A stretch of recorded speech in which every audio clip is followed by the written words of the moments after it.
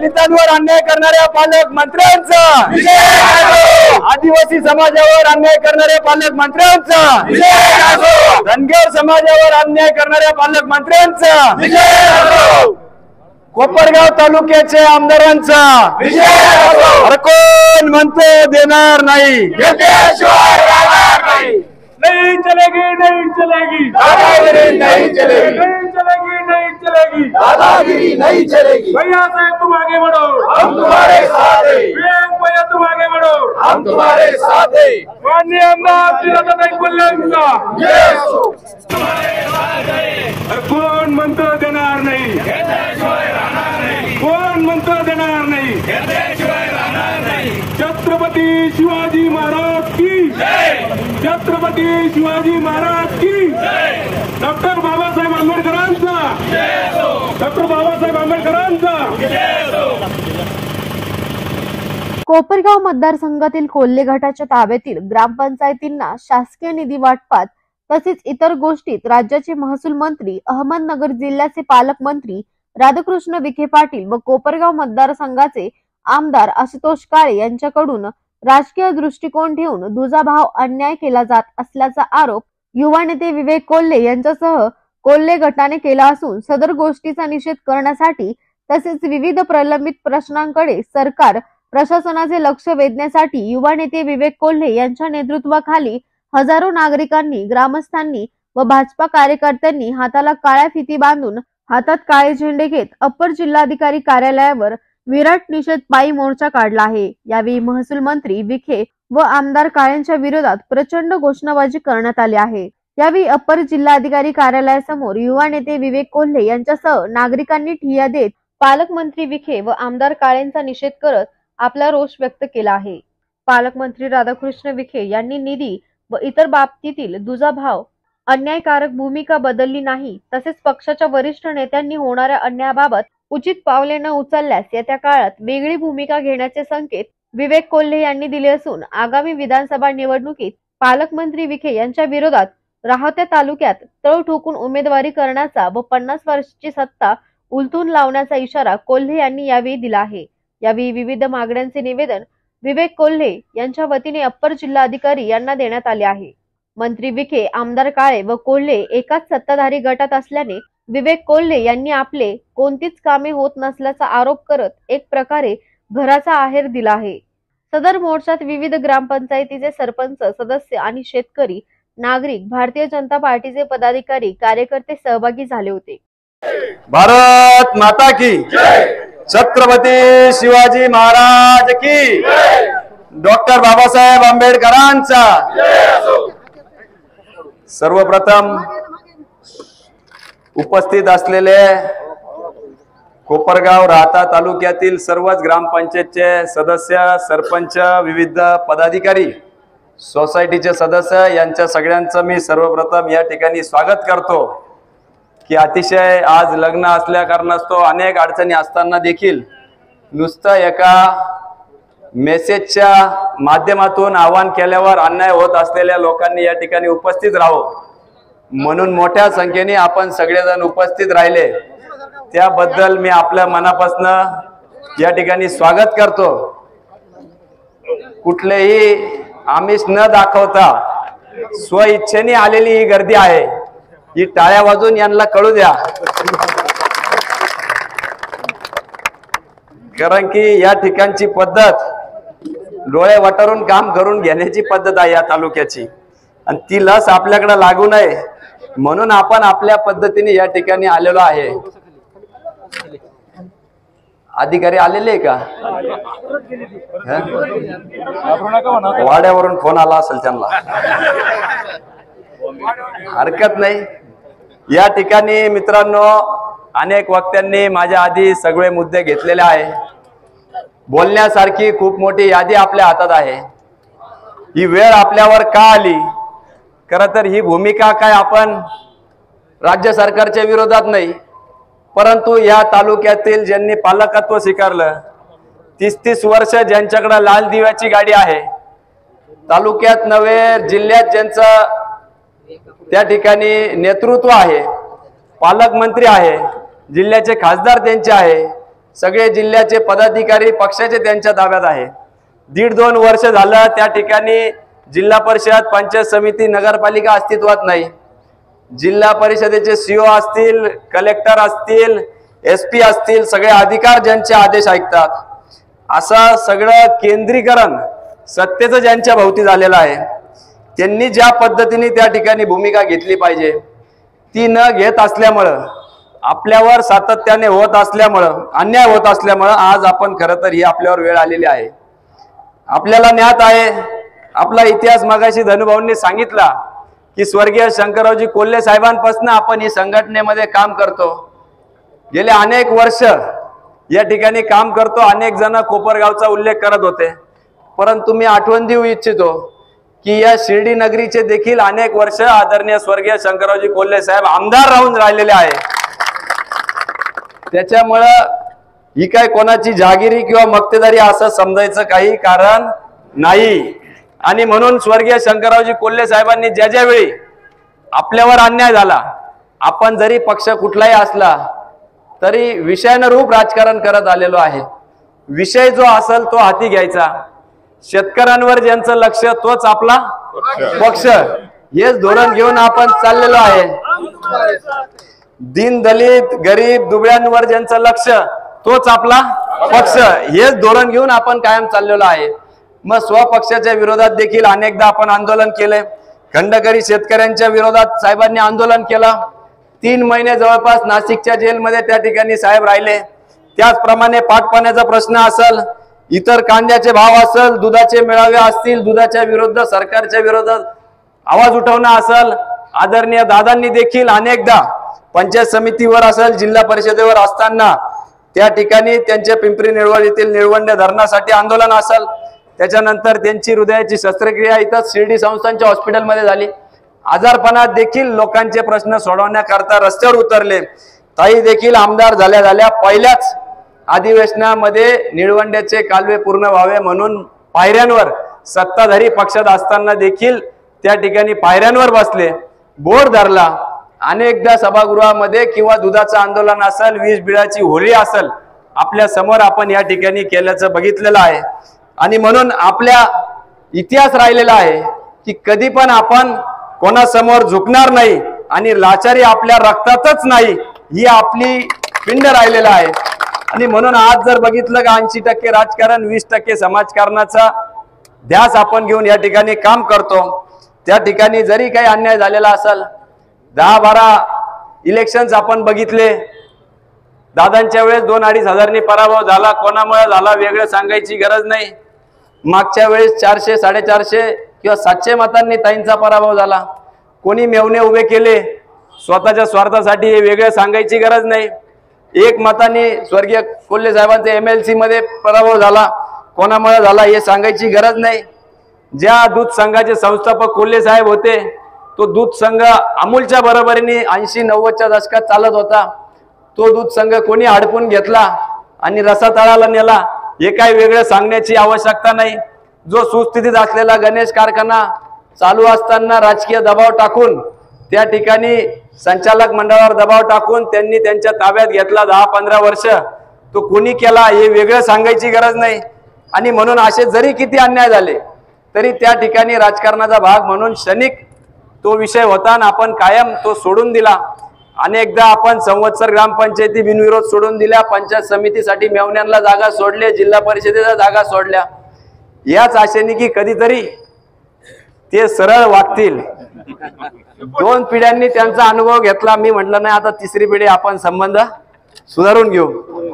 शिवाजी तात्या या ठिकाणी आहे, धनुभाऊंनी त्यांनीच माझी गाडी अडवली होती खरं तर गणेश कारखान्याच्या वेळेस, पण त्याआधी आपल्या मार्केट कमिटीचे सभापती साहेबराव पाटील बोलले या ठिकाणी। मी त्यावेळेस देखील बोललो होतो की आपल्याला सहकारी संस्थेमध्ये आपण कोपरगाव तालुक्यामध्ये राजकारण आणत नाही, शक्यतो सगळ्या बिनविरोध करण्याचा आपला मानस असतो। तशा पद्धतीने आपण मार्केट कमिटी बिनविरोध केली। 1500 सोसायटी सदस्यांपैकी 800च्या वर आपले सदस्य होते, तरी पण आपण काळे पार्टी असेल, नितीनरावजी आवताडे साहेब असतील किंवा परजने पार्टी असेल, म्हणजे यांच्या मेवण्यांना 2 जागा आपण दिल्या, ज्यांनी आपल्याला पाडलं। आपण कधीच संकुचित राजकारण केलं नाही। व्यापक दृष्टिकोन ठेवून आपण राजकारण केलं की समाज हितासाठी आपण काम केलं पाहिजे।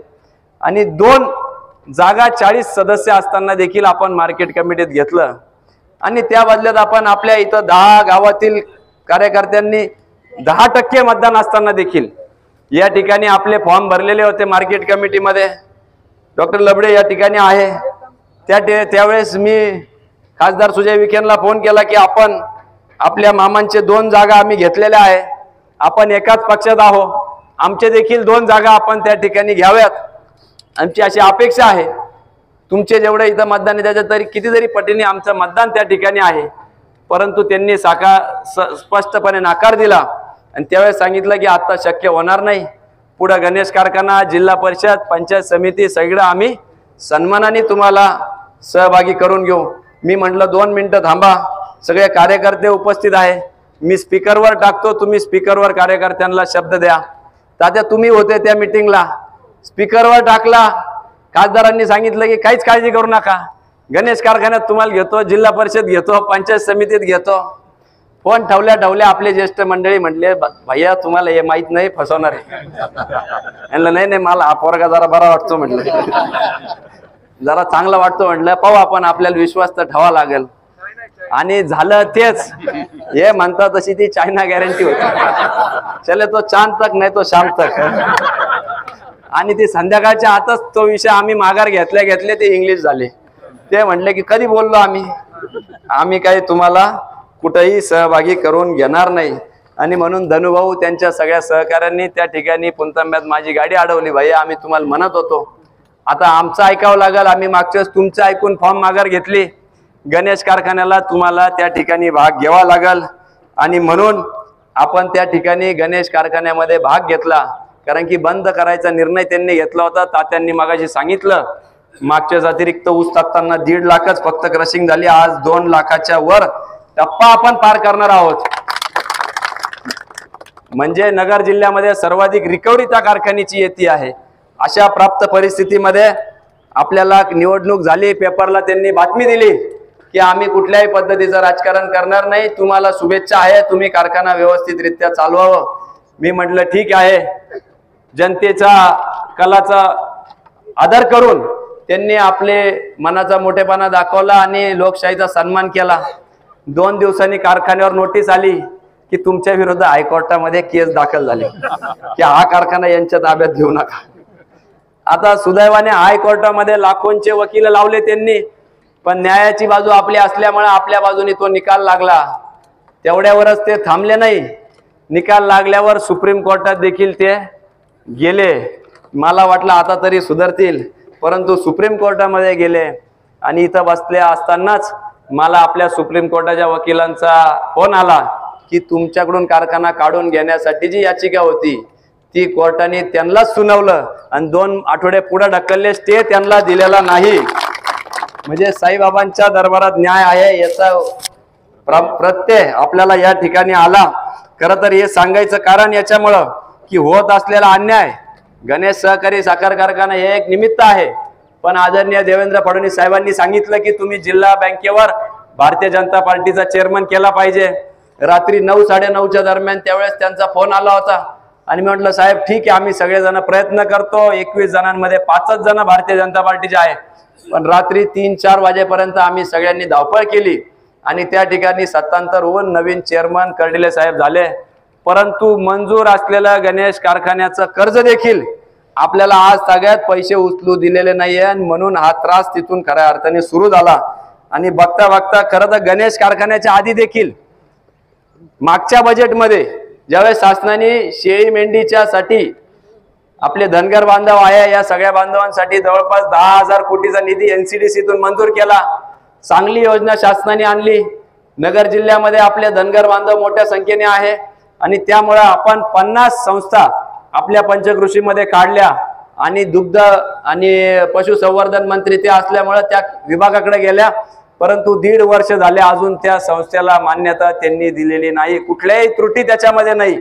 आणि म्हणून अशा लोकप्रतिनिधी किंवा पालकमंत्र्यांचा मी या निमित्ताने निषेध करतो। याच पद्धतीने त्यांनी त्यावेळेस करत असलेले आपल्या जे काही जिल्हा परिषदेच्या पंचायत समितीचा जो निधी असतो, खरं तर 15 वित्त आयोग प्रत्येक ग्रामपंचायतीला असतो, परंतु धनुभाऊंनी सांगितलं तसं त्यांचा जो 15 वित्त आयोग देखील अडवला, परंतु त्याच पद्धतीने पंचायत समिती जिल्हा परिषदेला देखील 10% असतो. त्यातला एकही रुपयाचा निधी आपल्या ग्रामपंचायतीला दिला नाही. रामपूरवाडीचा आमचे मित्र प्रसाद काळे या ठिकाणी आहे, हात वरती कर रे बाबा.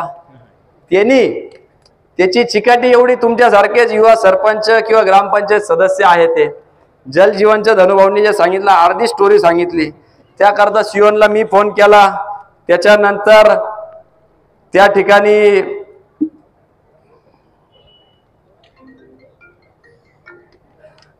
ठिकाणी त्यांनी ताईंनी फोन केला, कलेक्टर ऑफिसला फोन केला, जल जीवनच्या सगळ्या योजनांसाठी त्या ठिकाणी फोन केला, परंतु त्याला न्याय मिळाला नाही.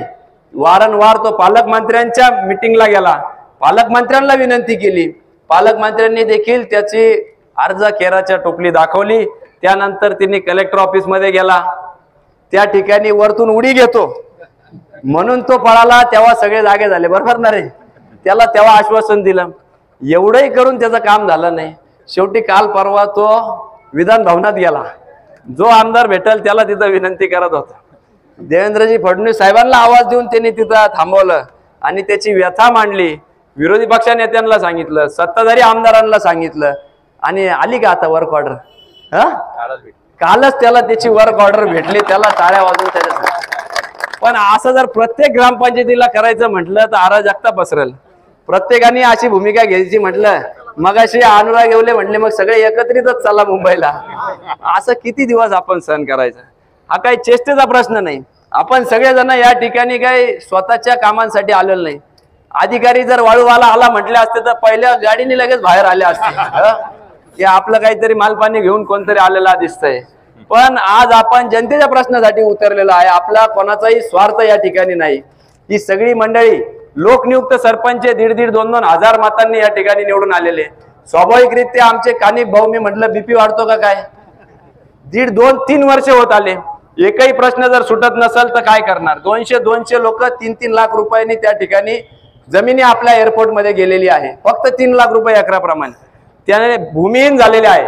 त्यांना त्या ठिकाणी नोकरी मिळावा यासाठी गेलो तर त्यासाठी देखील कोपरगावचे किंवा काकडीचे ग्रामस्थ आहे म्हणून त्यांना नोकरी नाकारली जाते. 353 सारखे गुन्हे दाखल केले जातात. अनेक गुन्हे, खोट्या पद्धतीचे गुन्हे दाखल केले जातात. खिरडीचे सरपंच आलेले आहे आमच्या इथं. 15 वर्षांनंतर विखे पाटलांकडून ती संस्था आपल्या ताब्यात आली. काही कारण नसताना सातत्याने त्या संस्थेवर किंवा ग्रामपंचायतीचे आपले अर्ज फाटे करून त्यांची चौकशी लावण्याचं काम चालू आहे. काल परवा मी त्यांना विचारलं, अरे बाबा चौकशी चालू आहे ते कितीचं काम आहे? असं तो 2,500 रुपयाचं काम आहे. म्हणजे त्याचं भ्रष्टाचार नाहीये, पण त्याच्यामुळे सगळं बिराड घेऊन त्यांना त्या ठिकाणी बोलवायचं काम चालू आहे. पुणतांब्याची पाणी पुरवठा योजना असेल, फक्त आणि फक्त आमदार ताईंच्या कालखंडामध्ये संबंध महाराष्ट्राचा GR त्या ठिकाणी काढला गेला की शेती महामंडळाची जागा ही पाणी पुरवठा योजनेसाठी मोफत देण्यात यावी. आणि महाराष्ट्रातील पहिला प्रकरण म्हणून त्या पुणतांब्याचा सँक्शन झालेलं काम, त्यानंतर कोकमठाण झालं, मागून येऊन सगळे पूर्ण झाले. परंतु हे पुणतांबेकर आपल्या विरोधात जाताना मग यांची जिरवायची कशी? सध्या यांच्या अजून ती पाणी पुरवठा योजना धनुभाव पूर्ण झालेली नाही, बरोबर ना? 15 वित्त आयोग दिलेले नाही. आणि म्हणून हे जिरवाजिरवीचं राजकारण कुठंतरी सत्तेत असल्यामुळे ही जी सत्तेची मस्ती आणि माज जो झालेला आहे तो थांबला पाहिजे, म्हणून त्याच्या विरोधात आपण आज खरं तर या ठिकाणी आलेलो आहे. आज पाहिलं आपण सामाजिक कार्य किंवा 80% समाजकारण म्हणून या ठिकाणी आहे, पण त्यांचं धोरण पाहिलं तर 80% राजकारण आणि राहिलेल्या वेळेत समाजकारण करायचं. आता मला कळलं पिंपळवाडी इथे उद्घाटनाला येणार होते, परंतु आपला मोर्चा निघाला म्हणून पीएनीच नारळ फोडलं, उद्घाटन केलं म्हणे. म्हणजे त्यांच्या ठिकाणचे विकास कामं त्यांनी करून घ्यायचे किंवा नाही, परंतु 30-30 वर्ष ज्यांच्याकडे लाल दिवे होते, साधा बेरोजगारीचा प्रश्न देखील सोडवता आलेला नाही. या ठिकाणी आपण 10,000च्या अधिक युवकांच्या सह्या घेतल्या, शेती महामंडळाच्या जमिनीचे अर्ज केले, सगळा पुरावा त्या ठिकाणी मी माझ्या व्हिडिओमध्ये टाकलेला आहे. आणि वारंवार सामंत साहेब असतील, सुभाष देसाई मागच्या सरकारमध्ये असतील, यांच्या मागे लागून MIDC मंजूर करून आली आणि त्याचं देखील त्यांना पोटदुखी त्या ठिकाणी झाली। निश्चितपणाने त्यांच्या खात्याकडे तो विषय आहे, त्यांनी मार्गी केला, त्याच्याबद्दल आम्ही त्यांचेही आभार मानू। परंतु त्यानंतर तालुक्यात येऊन आभार मानायचे, स्वतःचे सत्कार करून घ्यायचे। मगाशी माझ्या आधीच्या वक्त्याने डॉक्टर मोरेंनी सांगितलं की कांद्याचं निर्यात उठवली म्हणून सगळीकडे सत्कार घेतले, मार्केट कमिटीचे लोक बोलवले, शेतकऱ्यांना बोलवलं आणि उठली का निर्यात? दुसऱ्या दिवशी थोडेसे भाव काय वाढले, लगेच सांगितलं की नाही अजून काही निर्यात उठली नाही। मग माझं म्हणणं आहे, मग जे शेतकऱ्यांनी सत्काराचे हार आणि तुरे घातले, मग त्यांचं काय, त्यांचा हा अपमान नाही का? याच्यासाठी पालकमंत्र्यांनी त्यांचं जाहीर माफी मागावी, हीच मागणी या निमित्ताने मी करतो। तुम्ही खुशाल तुमचे त्या ठिकाणी सत्कार करून घेता आणि कुठलाही न्याय आमच्या शेतकरी वर्गाला दिला नाही। दुधाचे भाव 34-35 रुपये होते, हे व्हायच्या आधी 38 होते, आता कितीवर आले? आता 25, 24, 22 राहतेवाले 22च म्हणून राहिले, इकडे अजून कोण कमी आहे? म्हणजे अशी परिस्थिती आज दुधाची झालेली आहे। कोण दुग्ध मंत्री झाले होते? कोण दुग्ध मंत्री आहे आज आपल्याकडं? म्हणजे आपण जर बघितलं तर आपला हक्काचा माणूस जेव्हा सरकारमध्ये जातो तर आपल्याला अपेक्षा असते की 35 ते 36 रुपये होतील, 38 रुपये होईल, 35 ते 24 रुपये झाले। अनुदानाचं काही खरं दिसत नाहीये, सगळ्या सोयाबीनचा विषय नाहीये त्या ठिकाणी। सगळ्या बाबतीत जे जे खातं यांच्याकडे दिलेलं आहे सबसेल फेल। वाळूचा लिलाव 600 रुपयात वाळू म्हणे, काल यांनी पावती घेतली 2200-2600 रुपये। सगळे बगलबादच्यांचा त्या ठिकाणी 2304 रुपये, हा 2600 म्हणून राहिला। घरकुलासाठी सुद्धा वाळू त्या ठिकाणी उपलब्ध नाहीये। आणि मग सत्तेसाठी तुम्ही एवढे लाचार होतात आणि कुठल्याही न्याय जर आमच्या शेतकरी किंवा सर्वसामान्य लोकांना देता येत नसेल आणि त्यातही तुम्हाला नुसतं राजकारण करायचं असेल तर मग आम्हाला रस्त्यावर उतरल्याशिवाय पर्याय राहत नाही। आम्ही नेहमी समाज हिताचं राजकारण केलेलं आहे। ज्या ज्या वेळेस महाराष्ट्रामध्ये महाराष्ट्राच्या बाहेर आपत्ती आली, त्या ठिकाणी भूजचा भूकंप असेल, खिल्लारीचा भूकंप असेल, कोल्हापूरचा असेल, चिपळूणला मी स्वतः गेलो होतो युवकांना घेऊन, त्या ठिकाणी मदतीचा हात आपण वेळोवेळी घेऊन गेलेलो आहे। म्हणजे आपण कधीही राजकारणाकडे राजकारण म्हणून बघत नाही, एक समाजसेवेचं माध्यम म्हणून आपण या गोष्टीकडे बघत आलेलो आहे। परंतु सातत्याने यांची जी काय विश्वास ठेवून देखील फसवण्याची वृत्ती आहे किंवा अन्याय करायची जी वृत्ती आहे त्यामुळेच आपल्याला हा खरं तर या ठिकाणी आपण रस्त्यावर उतरलेलो आहे। खरं तर बोलण्यासारखे इतके मुद्दे आहे की माझ्या हातात आता कागद जमाना। म्हणजे मी औद्योगिक वसाहतीचा चेअरमन आहे म्हणून त्या ठिकाणी प्रशासक लावलं, प्रशासन लावून 1962 पासून एकदाही त्या संस्थेची निवडणूक झाली नाही। परंतु जाणून बुजून यावेळेस संस्थेची निवडणूक घडून आणली, माझ्या विरोधात उमेदवार उभे करायचा प्रयत्न केला, तरी पण जनता जनार्दन ही बरोबर असल्यामुळे तिथं आम्ही 15-0 केलं आणि पुन्हा तिथं देखील त्यांना दूर सारली। आणि म्हणून सातत्याने माझं म्हणणं आहे की त्यांनी याचा विचार केला पाहिजे। श्री गणेश सहकारी साखर कारखान्यामध्ये लोकांनी त्यांना घरी बसवलं, शिर्डी संस्थांची क्रेडिट सोसायटीमध्ये त्यांना घरी बसवलं, कुंतंबा असेल, वाकडी असेल, या सगळ्या ठिकाणी चितळी असेल, अनेक ग्रामपंचायती राहत्या तालुक्यामध्ये सत्तांतर होऊन आपल्या विचारांचे लोक आलेले आहेत। परंतु जितूभाऊ रणशूर मगाशी म्हटल्याप्रमाणे दलित वस्ती निधी 16 कोटीचा पंचवार्षिक आराखडा त्या ठिकाणी सादर केलेला आहे। बरोबर निवडून आपल्याच ग्रामपंचायतीतील लोकांना त्या ठिकाणी दलित वस्ती निधी दिलेला नाही। तांडा वस्तीच्या निधीसाठी त्यांची शिफारस लागती, पालकमंत्र्यांनी एकही शिफारस पत्र आपल्या ग्रामपंचायतीचं दिलेलं नाही। त्याच पदाने ठक्कर बाप्पा असेल, जनसुविधेच्या आपेगावची त्या ठिकाणी स्मशानभूमीला जायला रस्ता नाही। आणि या ठिकाणी जर झोपलेल्या प्रशासकीय अधिकारी त्यांच्या सांगण्यावरून जर अन्याय करत असाल तर पुढच्या वेळेस त्यांना आम्हाला अंतिम संस्कार करायला तुमच्या प्रणांगणात यावं लागेल, एवढंच या निमित्ताने मी सांगतो। एखाद्या जर व्यक्तीचा तिथं हे झाला तर, कारण की 3 वर्ष झाले ती मंडळी सातत्याने सांगते, कुठलाही दुधाभाव आदरणीय ताई ज्यावेळेस आमदार होत्या केला नाही, उलट त्या गावामध्ये त्यावेळेस सत्ता विरोधकांची होती, जवळपास 1.5-2 कोटीचा निधी ताईंनी दिला। अरे एवढंच नव्हे तर आमदाराच्या घरासमोरचा निधी ताईंनी त्यांच्या काळात केला, आमदारांच्या गावातली स्मशानभूमी आपण केली, बस स्टँड आपण दिलं, एक नव्हे तर 2-2 सभागृह आमदाराच्या गावामध्ये आपण दिले। तर आपण मनाचा मोठेपणा दाखवून निस्वार्थपणे त्या ठिकाणी काम करत असतो। परंतु गेल्या 2-3 वर्षापासून हे जो दलितांवर अन्याय होतोय, आदिवासींवर अन्याय होतोय, धनगर समाजांवर अन्याय होतोय, लोकप्रतिनिधी म्हणून आपल्या आमदारांची जबाबदारी होती की आपल्या तालुक्याच्या गोरगरीब जनतेसाठी तिथं आवाज उठवणं किंवा बोलणं, परंतु त्यांची गॅरंटी शेजारच्यांनी घेतलेली असल्यामुळे आपल्या तालुक्याच्या लोकांचं वाटोळं झालं तरी चालेल, परंतु मी यांच्या पायाशी बसून लाचारी पत्करल, आपल्या लक्षामध्ये ती लाचारी नाही. स्वाभिमानाने आपण उभं राहू आणि लढू. हे छत्रपती शिवाजी महाराजांचे आपण सगळे मावळे आहोत. फक्त महाराजांच्या पुतळ्याला हार नाही घालू दिला म्हणजे त्यांना असं वाटतं की आपण घाबरून जाऊ.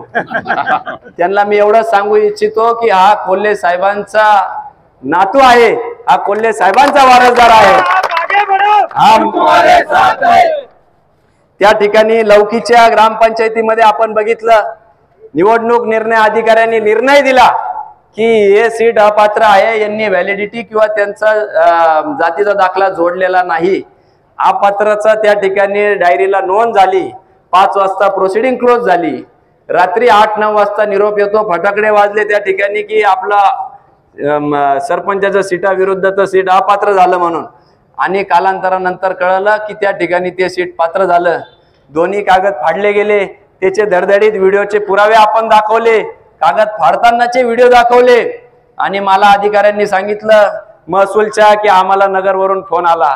आता कोणाचा फोन आला हे काय वेगळं सांगायची तुम्हाला आवश्यकता नाही, परंतु असो, अशा पद्धतीने गळचेपी धोरण आपलं सातत्याने घेतलं जात आहे. काय काय कुटील राजकारणाचे सगळ्याच गोष्टी त्या ठिकाणी त्यांनी केलेल्या आहे.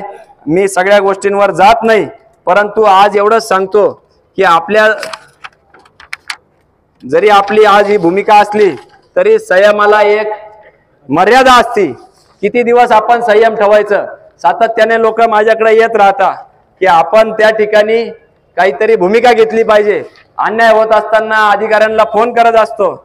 मज्जाव एवढा गेला की आपल्या विरोधात खोट्या तक्रारी देखील पोलीस स्टेशन मध्ये केल्या की भविष्यामध्ये यांना कुठं जर संधी मिळाली तर यांच्यावर FIR असलं म्हणजे यांना तिथं संधी मिळणार नाही.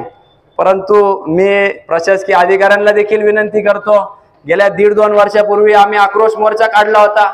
काही मागण्या आम्ही दिल्या होत्या आणि सातत्याने दर महिन्याच्या पहिल्या किंवा दुसऱ्या सोमवारी आम्ही तिथं येत असतो आमच्या मागण्या पूर्ण व्हाव्यात म्हणून. परंतु कुठल्याही परिस्थितीमध्ये मागण्या पूर्ण झालेल्या नाही. गाय गोठाचे प्रकरण मागाशी सांगितले, अर्जुन काळेंना 2-2 मिळाले. सुनील राव इथं आहे, ते साक्षीदार आहे. पंचायत समितीत त्यांनी काम केलेलं आहे. ते काय कशा पद्धतीने प्रस्ताव देखील ग्रामपंचायतीने पाठवला नाही. त्या ठिकाणी पशुवैद्यकीय दवाखान्यातून अर्ज लागतो तो देखील नाहीये, तरी पण त्यांना 2-2 गोटे त्या ठिकाणी मंजूर केले जातात. आणि किती दिवस असा आपण अन्याय सहन करायचा. म्हणून मी एवढंच सांगतो की या ठिकाणी काही जरी किंमत मोजावी लागली तरी अन्यायाच्या विरोधात आम्ही आवाज उठवणार. आम्हाला काय कोणाची गॅरंटीची गरज नाही. आमची गॅरंटी राहता आणि कोपरगाव तालुक्यातले लोक घेतील एवढी मला खात्री आहे. अहंकार सोडा. रावणाची सोन्याची लंका देखील त्या ठिकाणी जळून खाक झाली होती. म्हणून आपल्या या अहंकार सोडला नाही तर आपली देखील काय परिस्थिती होईल ही लोकच ठरवतील. नाहीतर आम्हाला पक्षाला तरी विनंती आहे की पक्ष शिस्तीची कारवाई फक्त धडे आम्हाला देऊ नका.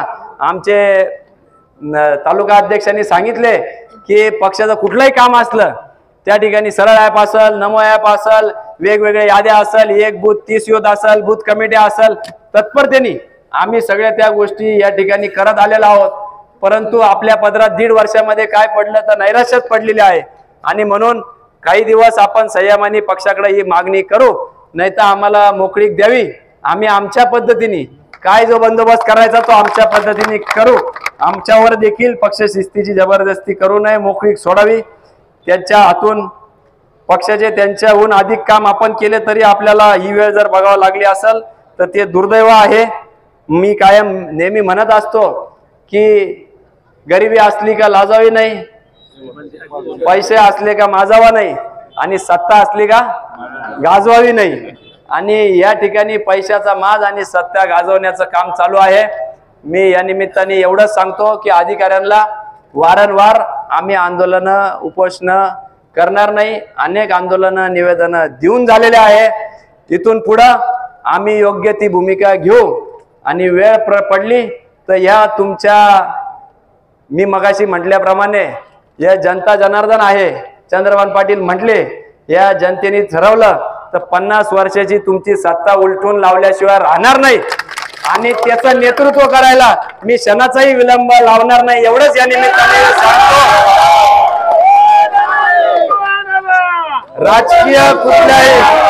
राजकीय कुठल्याही याची पर्वा न करता ही शेवटची संधी आहे, अजूनही वेळ गेलेली नाही, परंतु एकदा जर बाण सुटला तर मी या ठिकाणी जाहीरपणे सांगतो, आमच्यावर जर अन्याय होत असला तर या राहत्या मतदारसंघात तळ टोकून या ठिकाणी मी काम करायला सुरुवात करेल आणि यांचा अहंकारी राज्य संपल्याशिवाय राहणार नाही, एवढंच मी सांगतो.